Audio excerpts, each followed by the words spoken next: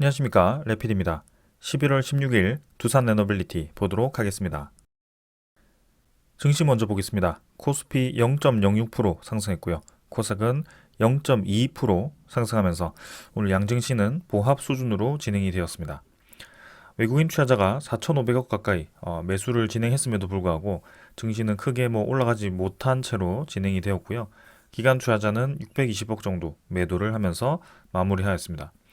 코스닥은 외국인 투자자, 기관 투자자 각각 210억, 기관 투자자 500억 이렇게 매도를 하면서 양매도 진행이 되었으나 이렇게 상승을 하면서 마무리되었습니다. 코스피는 2500선 근처로 반등을 계속 이어가고 있고요. 쉽사리 지금 이제 떨어지지 않고 좀 자리를 잡아가면서 N자로 증시를 밀어 올리고 있습니다. 어느덧 61선까지 돌파를 하고 자리를 좀 잡고 있는 상황인데요. 그만큼 이제 급락했던 부분에 대해서 지금 상당히 빠르게 코스피가 갭을 메워주고 있다라고 보여집니다. 그래서 최근에 나온 그런 좋은 분위기가 증시를 이렇게 상승시키는 것으로 보여지고요. 제일 먼저 나왔던 좋은 소식이 CPI 지표 발표가 났었죠. 그래서 예상보다 이제 CPI 지표가 낮으면서 이 금리에 대한 추가 인상이 이제 없다. 금리 추가 인상이 없다라는 것을 다시 한번 확인을 했고요. 근원 CPI 지표가 아직 조금 더 떨어져야 되겠지만 그것은 결국엔 지금 시나리오대로라면 계획만큼 이 떨어질 것 같다라고 보는 것입니다. 그래서 지금 시장은 추가 금리에 대해서 좀 더 강하게 집중을 했던 것 같고 이렇게 이제 추가 금리에 대한 상승이 가능성이 떨어지다 보니까 증시가 지금 올라가고 있습니다. 그리고 이제 두 번째는 미국의 디폴트 이슈가 해소가 되었습니다. 그것은 오늘 나온 소식인데요. 내용을 보시면 미국의 이제 상원도 임시 예산안을 가결을 했다라고 나왔습니다. 그래서 미국이 최근에 이런 디폴트 이슈가 계속 이어졌고요. 여기에 대해서 또 한 번 디폴트가 될 수 있다라는 우려감에 그런 무디스까지 미국의 신용 등급을 떨어뜨리는 그런 불상사가 나왔습니다. 실제 등급을 완전히 떨어뜨린 건 아니지만 전망을 좋지 않게 부정적으로 예상을 하면서 좀 이제 시장에 대한 경계감을 보여주었는데요. 거기에 대해서 이제 미국이 끝까지 극한으로 치닫지 않고 좀 이렇게 합의를 하면서 지금 현재 위기를 좀 넘기자라는 그런 분위기로 보여집니다. 그래서 내년 1월 19일까지는 이런 군사 보훈, 교통, 주택, 에너지 등의 분야에 예산을 우선 편성하고 나머지 분야는 2월 2일까지 예산을 받는다. 그래서 지금 우선적으로 에너지와 주택, 교통, 보훈 이쪽으로 투자를 하겠다라고 보여집니다. 그래서 그동안 이제 예산안을 깎아서 신규 예산이 좀 떨어질 거라고 예상했던 그런 이 테마들이 조금은 힘을 받는 그런 모습이 아니었을까 싶고요. 이제는 디폴트 이슈까지 해소가 되었기 때문에 증시의 이 안개가 하나씩 좀 걷히고 있는 분위기입니다. 거기에 이제 세 번째 미국과 중국의 그런 적절한 이제 이 화해 무드가 나오기 시작했고요. 사실 그렇게 이 결정적인 화해는 아니지만 그래도 적어도 충돌은 피하자. 그리고 대만에 대한 문제는 아직까지도 크게 합의가 된 것은 없는 상황이긴 합니다. 아무튼 화해 무드를 이어가면서 지금의 이 경기에 대한 불안감을 좀 해소시키려는 그런 모습이고요. 서로 이제 상부상조하자라는 뜻인 것 같습니다. 그래서 우리의 이 연말은 생각보다 좀 좋은 소식들이 나오면서 생각보다는 이 증시가 반등을 할 수 있겠다라는 생각도 좀 듭니다. 자, 그래서 이 상승 분위기를 계속 이어갈지는 한번 지켜보도록 하고요. 일단 급하게 내렸던 그 고른 코스피는 좀 메워준 그런 상황입니다. 그래서 추가적인 상승이 나올 수 있을지 계속 보겠습니다. 그 다음에 이제 투자자 수급은 4,500억 외국인 투자자가 매수를 했고요. 어제 이어서 오늘도 많은 매수를 하면서 1조 가까이 이틀 정도 매수가 들어왔습니다. 11월 2일부터는 꾸준히 지금 외국인 투자자가 코스피로 유입이 되고 있고요. 그 덕분에 지금 종목들이 하나둘씩 반등을 성공을 하고 있습니다. 특히 외국인 투자자가 많이 이탈하다가 우리나라 증시를 들어왔다라는 것 자체가 굉장히 긍정적인 신호라고 보여지고요. 그만큼 코리아 이 증시에 대한 그런 이 디커플링이 조금은 해소가 되고 있다. 코스닥은 아직까지 공격적인 반등은 아직 못하고 있습니다. 저점 대비해서는 좀 올라왔지만 여전히 상승폭이 좀 적고요. 하락폭에 대해서 상당히 아직까지도 한 3분의 1 정도밖에 회복을 하지 못한 상황입니다. 그만큼 이제 기술적인 종목들이 좀 그런 경기 침체에 대한 신호에 굉장히 예민하게 반응을 했고요. 그 전에 좀 많이 급등을 했기 때문에 지금 이런 시간을 갖는 것도 좀 필연의 그런 흐름이 아닐까 싶습니다. 결국에는 이 자리를 딛고 다시 올라갈 수도 있겠지만 지금 이제 그런 이 우려감은 아직까지 완벽하게 해소를 시키지는 못한 것 같습니다. 그래서인지 외국인 투자자, 기관 투자자도 외국인 투자자는 이틀 정도 매수하고 지금 매수를 이제 끝냈고요. 기관 투자자도 사실 뭐 연일 매수하지 않고 있습니다. 그래서 이 분위기 한번 계속해서 살펴보겠습니다. 자, 그다음 이제 환율 보겠습니다. 자, 환율 시장도 1298원으로 오늘도 이제 8원 정도 하락해서 마무리가 되었고요. 0.6% 하락했고, 그리고 지금 아래 꼬리를 상당히 이제 길게 떨어뜨리면서 지금 환율이 굉장히 빠르게 또 떨어지기 시작했습니다.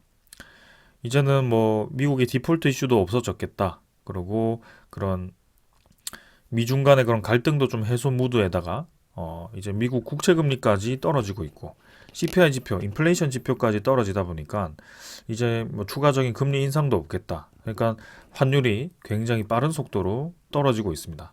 그래서 이대로 1,300원을 완벽하게 깨고 이제 떨어질 것인지는 조금 더 봐야 되겠지만 그만큼 지금 이 올라왔던 이 환율 자체가 우려감으로 인한 안전자산으로 몰리는 돈 때문에 그냥 올라갔다. 진정한 가치가 아닌 좀 이제 그렇게 분위기에 따라 심리에 따라 움직이는 그런 움직임이었다라는 게 확실히 좀 느껴집니다.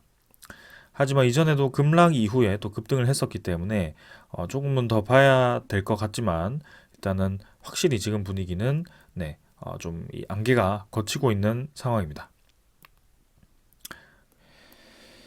자, 그리고 이제 지수 선물을 보게 되면 미국 증시는 오늘 뭐 약 하락을 하고 있고요. 유럽 증시도 조금 하락하고 있습니다. 그동안 올랐던 것에 대해서 조금 이제 뭐 조정을 주는 듯한데요. 일단은 전반적인 분위기가 좀 불안감을 주는 분위기가 해소가 되고 있기 때문에 이제는 큰 급락 없이 진행될 가능성이 높다라고 보여집니다. 그래서 중동 전쟁이라든지 러시아 우크라이나 전쟁 그런 전쟁의 끝까지 나오게 된다면 이제는 이 증시는 확실히 또 분위기를 턴어라운드 할 수 있다라고 보여지는데 일단은 지금은 조금 하락하고 있습니다. 그래서 이번 주 전체를 봐야 될 것 같고요. 네, 계속해서 이 반등세가 이어지는지 보겠습니다. 원자재 가격은 네, 국제유가는 계속 떨어집니다. 76달러까지 떨어진 상황이고 천연가스는 3.25%로 25달러로 좀 올라갔습니다. 그래서 뭐 평소 보는 수준으로 왔다 갔다 하고 있기 때문에 일단은 넘어가겠습니다. 아까 외환은 확인했고요. 지금 뭐 추가적인 하락으로 1296원으로 진행 중이고 그다음에 국채금리는 4.5%. 어제 제가 봤을 때보다는 조금 올랐죠. 어제 밤에 좀 올랐다가 지금 살짝 또 깔아앉아서 진행 중입니다. 4.5%대, 4.45%대 이렇게 왔다 갔다 하고 있고 확실히 이제 국채금리가 좀 안정화를 찾고 있다. 그래서 한 달 동안은 지금 이제 고점을 찍고 계속 내려가고 있고 추가적인 하락이 나올 수 있다라고 보고 있거든요. 그래서 분위기를 한번 계속 보겠습니다. 자, 그래서 오늘은 이렇게 이제 어제 이어서 안개가 하나씩 거쳐가는 모습에 조금은 괜찮았고요. 하지만 뭐 그에 비하면 증시가 많이 반등을 하지 못했지만 결국에는 좀 길게 본다면 증시도 반등을 하는 방향으로 틀지 않을까 싶습니다. 그래서 아직까지도 한 치 앞을 예상할 수 없지만 일단은 뭐 급락에 대한 분위기가 좀 많이 빠졌기 때문에 적절하게 횡보를 하거나 좀 약 반등을 하지 않을까라는 생각이고요. 연말은 좀 산타랠리로 마무리를 했으면 하는 바람입니다. 자, 오늘 이 정도로 네, 증시 보았고 종목으로 넘어가겠습니다. 두산에너빌리티 보겠습니다. 60원 하락해서 0.4% 하락했고요. 14,600원으로 마무리되었습니다. 시간의 거래는 거의 없었고요. 오늘은 수능 날이었기 때문에 장도 늦게 개장했고 이렇게 마지막 시간의 가격도 크게 뭐 변동 없이 거래 없이 진행이 되었습니다. 코스피 자체가 보합 마무리되었기 때문에 두산 에너빌리티도 비슷하게 마무리가 된 것 같고요. 오늘은 뭐 상승 하락 계속 반복하면서 지루한 흐름을 이어갔습니다. 일별 거래는 160만 주로 어제보다 더 감소했고 지금 뭐 근래 들어서는 가장 낮은 수준의 거래량이 아닌가 싶습니다. 그래서 160만 주대의 거래량이 지금 이제 자주 보이는 수준이고요. 160만 주면 사실 전체 6억 4천만 주의 1%가 640만 주인데요. 그 4분의 1 수준입니다. 그렇다는 것은 0.25% 수준의 거래량인데요. 전체 유통 거래가 지금 0.25%밖에 되지 않는다라고 보시면 되겠습니다. 그만큼 지금 이제 거래량이 많이 부족하고 두산 에너빌리티에 거래에 관여하는 투자자가 많이 없다라는 것을 볼 수가 있습니다. 자, 그래서 일단은 좀 큰 이슈가 나와서 거래량이 한번 터지던지 아니면 증시가 정말 이제 크게 급등을 해서 그동안 증시 때문에 눌러왔던 그 움직임이 다시 반등을 하던지 뭐 그런 움직임이 좀 나와야 될 것 같고요. 지금으로서는 일단은 뭐 차분하게 좀 진행이 되고 있습니다. 자, 이틀 연속에 이어서 또 추가적인 상승이 나왔으면 했는데 일단 내일 그리고 다음 주 한번 봐야 될 것 같고 한번 차분히 분위기 살펴보겠습니다. 자, 그 다음은 이제 차트고요. 차트는 뭐 비슷합니다. 어제와 동일하게 진행이 되었고 이제는 21선이 조금 위로 꺾이기 시작했습니다.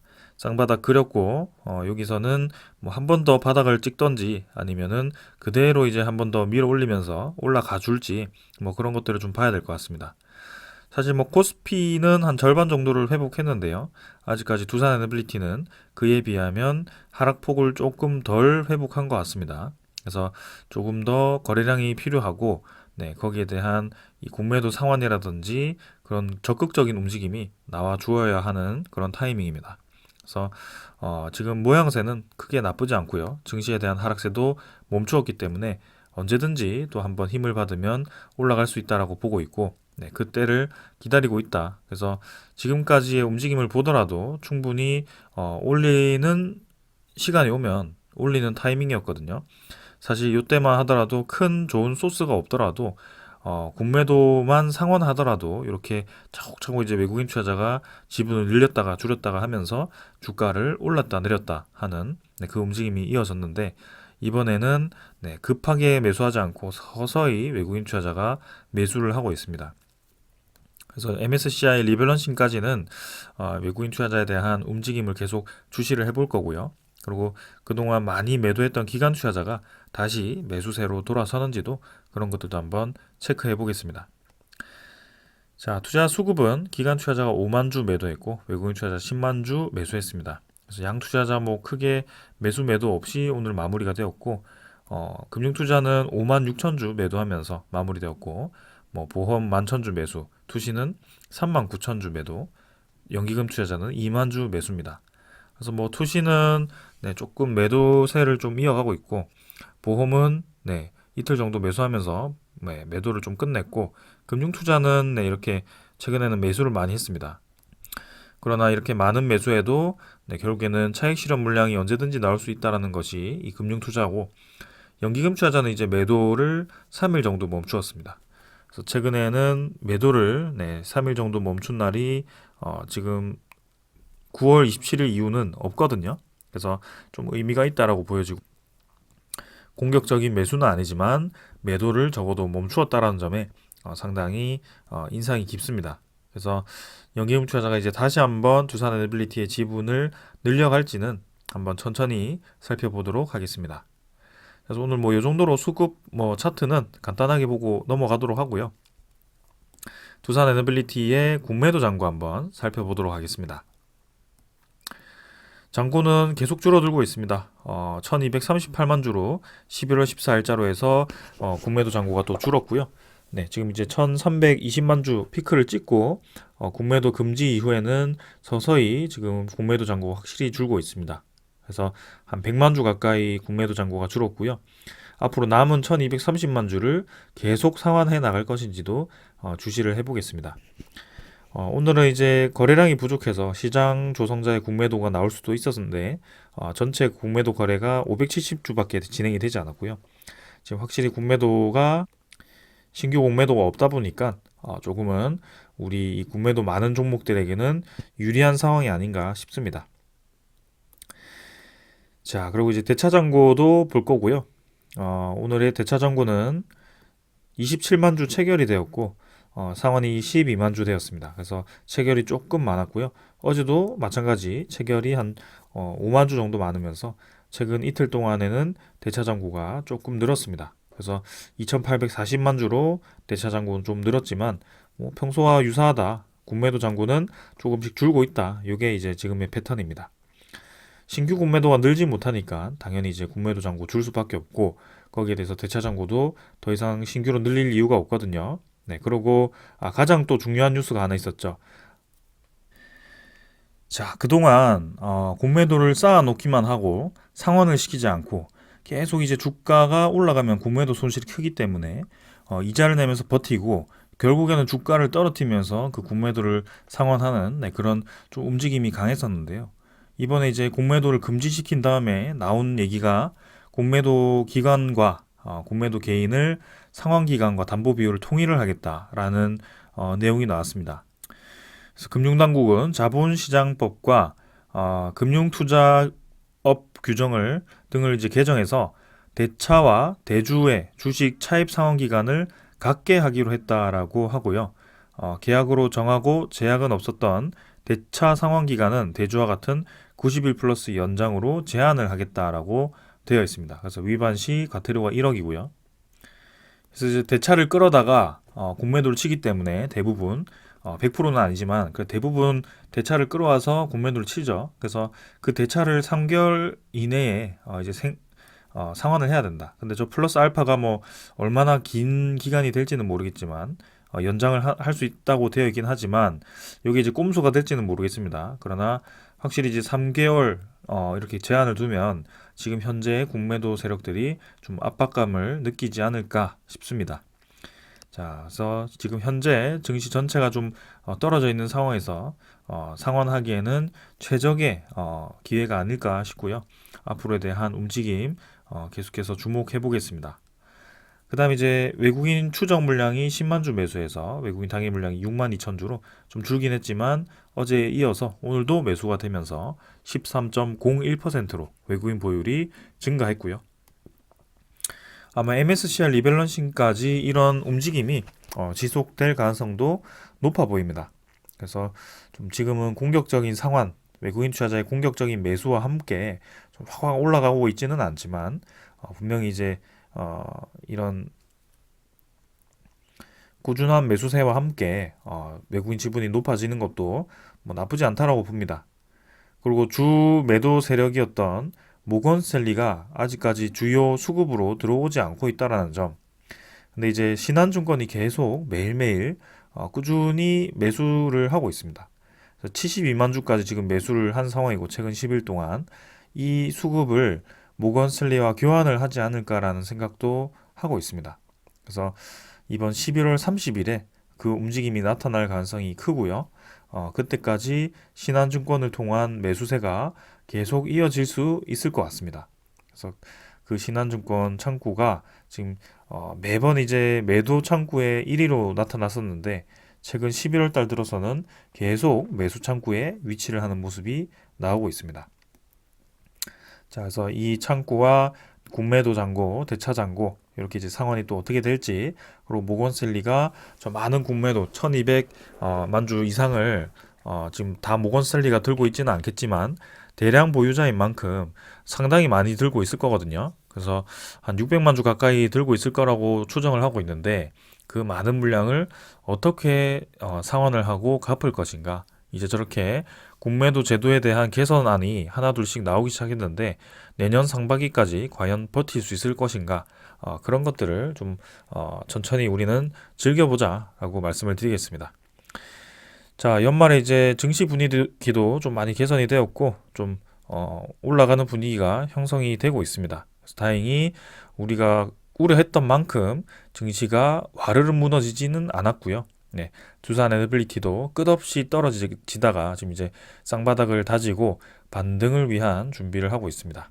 네, 그래서 우리는 시간이 많기 때문에 계속해서 기다려 보겠습니다. 자, 그리고 눈에 띄는 이 뉴스케일 파워가 하나가 있죠. 최근에 주가가 급락을 했다라고 계속 뉴스에 도배되고 두산 에너빌리티, 삼성물산, GS에너지가 큰 손실을 보는 거 아니냐라는 그런 위기감 조성을 하는 기사들도 쏟아지고 SMR에 대해 비판을 하는 이때다 싶어가지고 나와가지고 그래서 SMR이 효용성이 없다라고 비판을 하기 시작하는 사람들이 생기더라고요. 근데 결국에는 저점 1.8달러를 찍고 지금 빠르게 반등해가지고 2.68달러까지 상승을 했습니다. 아까 제가 증시 리뷰할 때 말씀드렸던 게 하나가 있는데요. 미국 상원에서 이제 예산안이 통과되었습니다. 그중 우선안이 에너지 분야인데요. 에너지 분야에 어제도 말씀드렸듯이 미국 지금 에너지부가 원자력 에너지에 대한 확대를 준비를 하고 있습니다. 그게 기후 정상회담에서 발표를 하겠다라고 했고요. 그때 한국, 영국, 뭐 이런 스웨덴 이런 국가들이 모여서 협의체를 만든다라고 되어 있습니다. 그래서 당연히 SMR은 지금 뭐 첫 프로젝트가 좀 계약 취소가 되어서 완전히 뭐 SMR이 무산된다라고 생각하시는 분들이 있을 것 같은데요. 전혀 그렇지 않고요. 네, 단지 그 지역의 이 SMR로 생산하는 전기 단가에 대한 수요가 없었을 뿐이다. 그죠? 아이다 호주와 전력에 대한 수요가 부족한 이 주다라고 보시면 될 것 같고요. 앞으로 뉴스케일 파워가 노리는 그 주요 전력 이 수급은 그 AI 쪽 데이터 센터죠. 데이터 센터 위주로 정말 24시간 하루 종일 돌아가야 되는 안정적으로 에너지원 공급이 필요한 그런 지역에 이제 검토를 하겠다라고 한 겁니다. 그만큼 이제 수요가 없는 지역에서는 이 신규 SMR에 대한 경계감도 있고 그리고 그 단가에 대해서 예민하기 때문에 뉴스케일 파워도 이제 느꼈겠죠. 그래서 어제도 말씀드렸는데 미국의 첫 번째 NRC 표준 설계 인가를 받은 모델을 보유한 SMR이기 때문에 상당히 뛰어나다. 그래서 괜히 기업들이 바보입니까? 거기에 투자를 하게. 그죠? 삼성물산, GS에너지, 두산에너빌리티, 우리나라의 이 열 손가락 거의 안에 드는 그런 대기업들이 그 바보같이 SMR 돈 날리려고 그렇게 투자를 했지는 않았을 겁니다. 그래서 한 사람의 그런 쉬운 생각으로 결정된 것은 아닐 거고요. 앞으로에 대한 시장 분석이 철저하게 되었을 거고 거기에 대해서 SMR에 대한 전망을 보았기 때문에 그렇게 기업이 큰 돈을 들여서 투자를 한 거고 그 시장 선점을 위해서 이렇게 미국 이 뉴스케일 파워에 투자를 한 겁니다. 우리나라가 지난 기간 동안 2017년, 18년, 19년, 20년 요때 SMR에 대해서 적극적으로 정부에서 밀어주고 거기에 개발 R&D 예산안을 편성을 했다면 우리 기업들이 굳이 뉴스케일 파워에 투자를 했겠습니까? 국내 뉴스케일 파워가 나왔을 수도 있겠죠. 근데 그러지 않고 이제 와가지고 SMR에 대한 비판을 한다면 정말 이 앞뒤가 맞지 않는 소리죠. 그래서 저는 SMR 앞으로도 좋을 것 같고 SMR에 대한 궁극적인 지표는 초소형 SMR입니다. 그래서 이제는 원자로를 차에 싣고 다니면서 이렇게 전력을 공급해 줄 수 있는 이동식 전력이라고 볼 수 있고요. 그만큼 이 에너지원이 궁극적으로는 필요하다라고 보시면 되겠습니다. 자, 거기에 대해서 이제는 내용을 계속 이어서 미국의 일리노이즈인가요? 요 어떤 이름인지 제가 정확하게 발음을 못하고 있는데 이제는 36년 전부터 시작된 신규 원전 건설 금지법을 폐기를 결정했다라고 합니다. 그래서 해당 개정 법안은 2026년부터 발효가 된다. 원전 11기가 전력 공급의 50%를 담당하고 있는데 미국의 16개 주가 신규 원전 금지법을 제정을 했는데 이 일리노이즈 주는 1987년에 금지법이 발효가 되었었습니다. 근데 이번에 그 금지법을 폐기를 하고 이제는 2026년부터 신규 원전이 건설이 가능하게 되었다. 근데 이제 건설을 대형 원전을 하는 게 아니고 300메가와트 이하의 SMR로 제한을 해버리면서 미국 내에 있는 SMR 기업들이 적극적으로 또 이제 이 신규 건설에 뛰어들 수 있도록 시장을 열어준 것입니다. 자, 그래서 분명히 미국 정부 차원에서도 지금 SMR에 대한 기술의 중요성을 인정을 하고 있고 국가적으로 이 SMR, 그다음 원자력 에너지를 늘리기 위해서 네, 이렇게 노력을 하고 있습니다. 우리나라도 지금 마찬가지고요. 전 세계적으로 그런 트렌드로 가고 있습니다. 그렇다고 신재생에너지를 완전히 죽이면 안 되겠죠. 그래서 신재생에너지도 신재생에너지대로 올려야 되고요. 그 다음에 뭐 이 가스 발전도 가스 발전대로 지금 역량을 끌어올려야 됩니다. 지금 우리가 2026년, 7년, 8년, 9년, 30년까지 갈수록 계속해서 우리 생활의 이 모든 제품들이 전기화가 될 거고요. 전기 자동차도 지금 뭐 이 경기 둔화로 인해서 수요가 뭐 줄어든다라고 예상이 될 수 있겠지만 결국에는 금리가 인하되고 경기가 활성화되고 2025년 정도 되면 또 한 번 그 전기차가 뜰 수도 있습니다. 그때 되면 뭐 2차 전지가 다시 대상승을 할 수도 있고요. 아무튼 그런 상황이기 때문에 그때 그 많은 전기 수요를 감당하기 위해서는 지금부터 미리미리 준비를 해놔야 된다라는 것이 모든 국가들의 공통된 생각입니다. 그러고 한 에너지원에 너무 이 몰두를 하다 보니까 에너지 안보가 불안하다는 거죠. 에너지 수급이 불안하니까 그 불안한 수급이 있는 국가에 누가 기업이 들어와서 공장을 짓고 그 산업 전기가 비싸면 누가 그 공장을 지어주겠습니까? 그 국가에 가서. 그래서 산업 전기가 싸고 그죠? 지원을 잘 해줄 수 있고 안정적인 에너지 공급이 가능하고 그리고 블랙아웃을 결코 해서는 안 되죠. 그래서 그런 에너지적으로 여유가 있어야 됩니다. 지금 뭐 우리가 에너지 수요가 2배 된다고 해서 지금 에너지를 2배 늘릴 것이 아니라 사실 여유가 있어야 되죠. 그 우리의 충격 밴드가 있어야 되기 때문에 그 2배 이상 필요할 수도 있습니다. 그래서 그런 것들을 지금 우리는 생각해야 되고 거기에 맞게 기업들과 국가들이 준비를 해 나가고 있다. 이렇게 보시면 되겠습니다. 자, 그런 의미에서 두산 에너빌리티도 거기 이제 국제적 동조를 얻기 위해 그런 뜻으로 이렇게 새로운 자회사를 설립을 하게 됩니다. 그래서 뭐 두산 지오 솔루션 여러분들 많이 들어보셨겠죠? 네, 소개도 해드렸고요. 그래서 전문 무탄소 에너지 전문 자회사 무탄소 에너지라고 딱 못을 박아버렸네요. 자, 그렇다고 뭐 원자력 에너지를 다루는 기업은 아닙니다. 근데 이 두산 지오 솔루션을 설립 의결을 했다라고 해서 좀 많은 분들이 이 뭐 물적 분할을 해서 두산 에너빌리티 가치를 떨어뜨리는 또 비친화적인 그런 주주 정책이 아니냐 이렇게 또 생각하실 수 있을 것 같습니다. 근데 지금은 두산 에너빌리티가 지분 100%를 가지고 있는 자회사를 하나 설립했다라고 보시면 될 것 같고요. 그게 두산 지오 솔루션인 겁니다. 그래서 연결 실적에 바로 이제 반영이 될 수 있고 두산 지오 솔루션이 두산 에너빌리티에 바로 그냥 흡수되어 있다라고 보시면 될 것 같고요. 두산 로보틱스가 두산 아래에 있었던 것처럼 동일하다라고 보시면 되겠습니다. 근데 이제 두산 지오 솔루션도 결국에는 상장을 노릴 텐데요. 그 상장이 언제가 될지는 저도 이제 정확하게는 알 수 없지만 뭐 해상 풍력이 잘 나가고 수소 연료전지 사업이 좀 커질 때쯤 분명히 이제 상장을 한번 노릴 겁니다. 그게 이제 두산 로보틱스 케이스와 유사할 거고요. 그렇게 IPO가 대박이 나면 두산 지오 솔루션은 그만큼의 또 이제 회사 자금을 얻게 되는 것입니다. 그래서 두산 에너빌리티가 이 신사업에 많은 비용이 들어가는데 그 비용을 사실 두산 에너빌리티 주주들에게 다시 한번 손을 벌리지 않고 자회사 설립을 통해서 그렇게 이제 이 좋은 가치를 뿜어내고 그리고 그것을 상장시키는 과정에서 이렇게 지원금을 받게 되면 다른 투자자들로부터 지원을 받게 되면 자체적으로 이제 해결할 수 있다라고도 평가할 수 있는 거죠.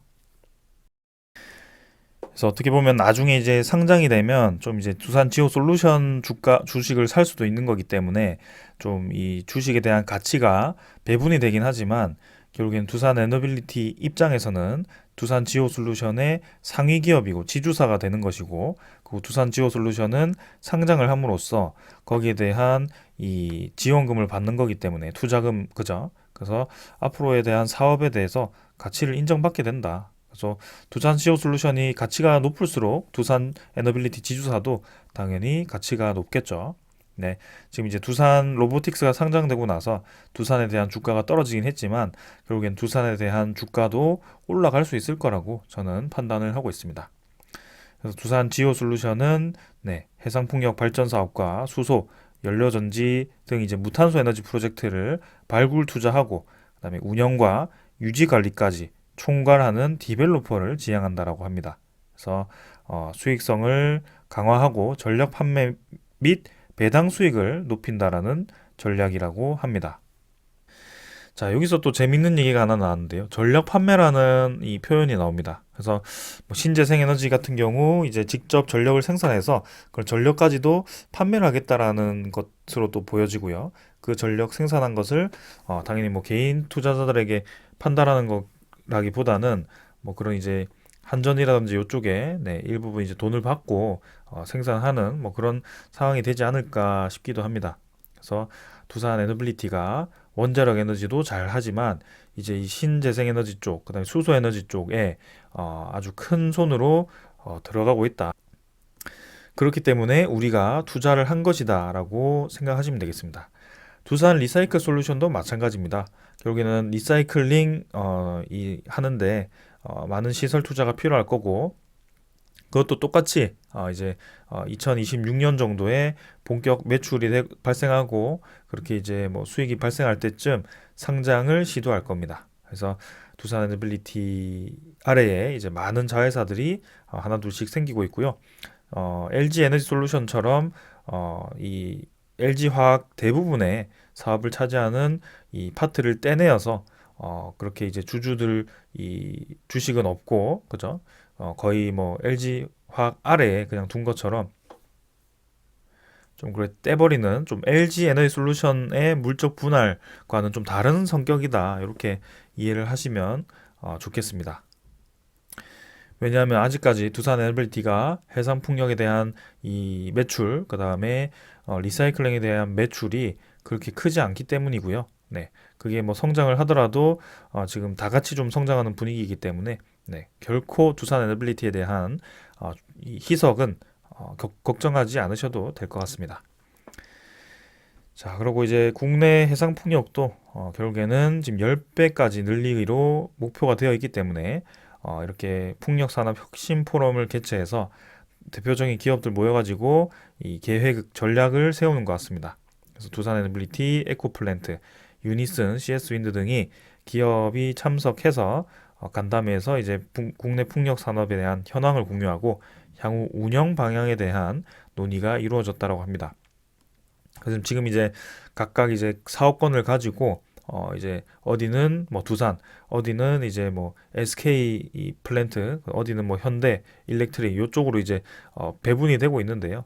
아무튼 그쪽에 있어서 이제 서로 어떻게 운영할 건지, 그런 운영 노하우라든지, 그리고 이제 협력, 뭐 기자재 공급에 있어서 협력할 수 있으면 협력을 하고, 그죠? 하나씩 각각 생산해서 이 투입하는 것보다 서로 대량 생산해 가지고 서로 서로 이제 공유하는 것이 이런 해상풍력 산업에 있어서는 중요할 것 같습니다. 자, 그래서 이 우리나라 국내 해상풍력 또 기대가 되고요.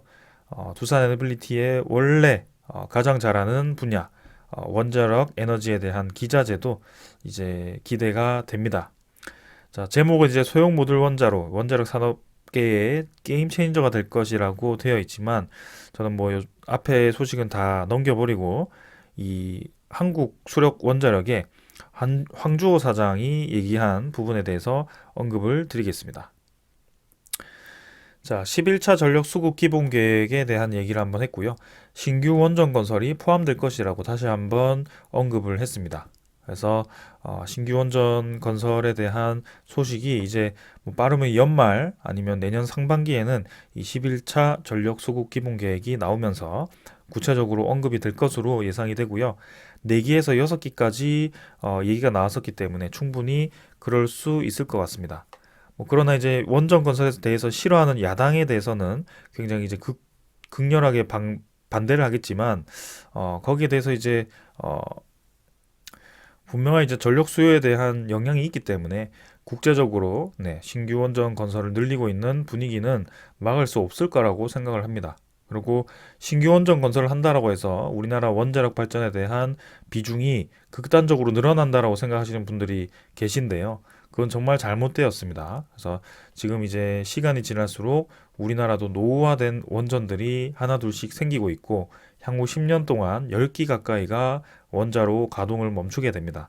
그래서 원전 건설이 불가피한 상황이고 그 신규 원전 건설을 하더라도 비중이 30% 수준까지 유지가 된다. 네. 그래서 나머지 70%는 이 LNG 가스 터빈이라든지 그 LNG도 이제 수소로 복합 이 운용이 가능한 모델로 지금 진행 중인 거고요.